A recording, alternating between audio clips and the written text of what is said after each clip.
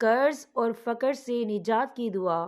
حضرت ابو ہریرہ رضی اللہ تعالیٰ عنہ سے روایت ہے کہ نبی کریم صلی اللہ علیہ وسلم جب اپنے بستر پر آتے تو دائیں کروٹ لیٹ کر یہ دعا پڑھتے تھے: اللہم رب السماوات ورب الارض ورب العرش العظیم ربنا ورب كل شيء فالق الحب والنوى ومنزل التوراة والإنجيل والفرقان أعوذ بك من شر كل شيء أنت آخذ بناصيتي اللهم أنت الأول فليس قبلك شيء وأنت الآخر فليس بعدك شيء وأنت الظاهر فليس فوقك شيء وأنت الباطن فليس دونك شيء اقض عنا الدين وأغننا من فقر۔